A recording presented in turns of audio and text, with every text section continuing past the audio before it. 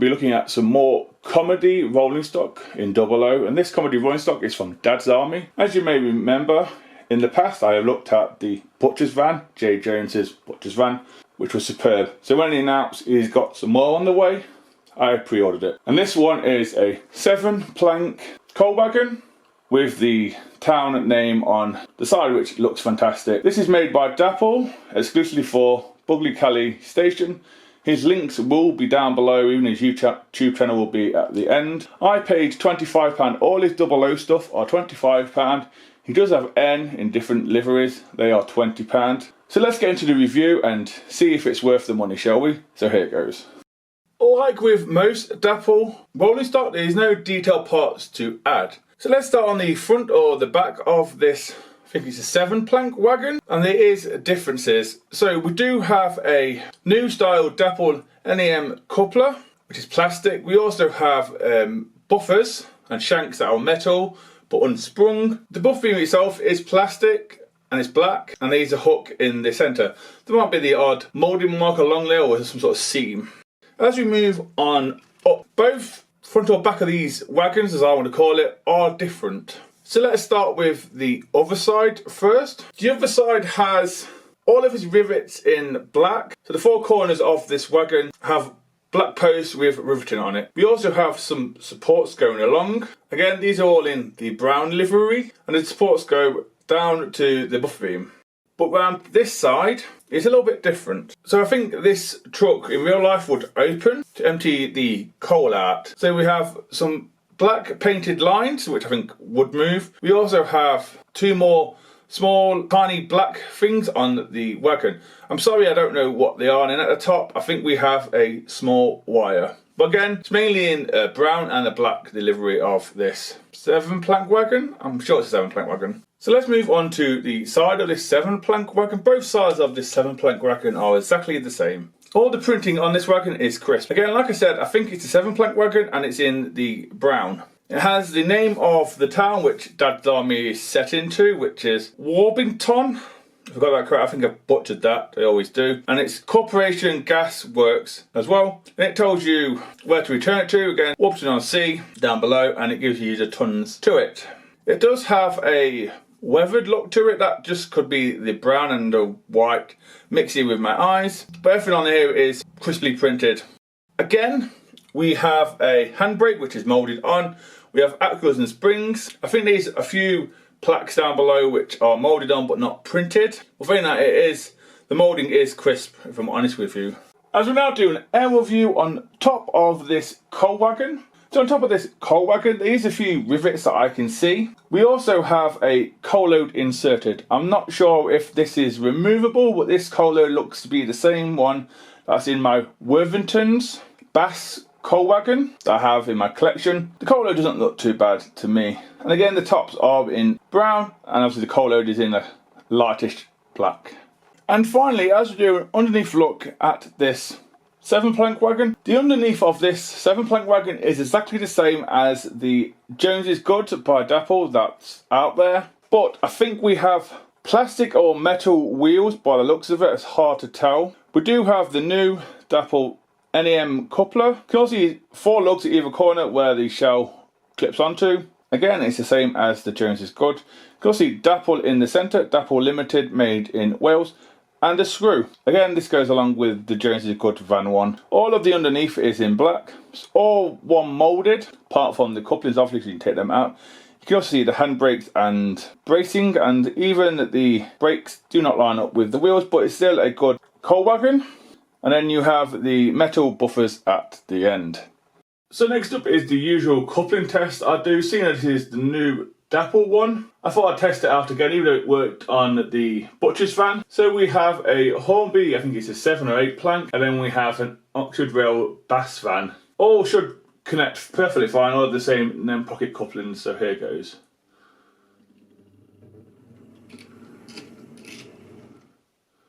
Looks like it, hopefully they have. And they have, they all work perfectly fine, that's good by Dapol. Enjoyed the running session.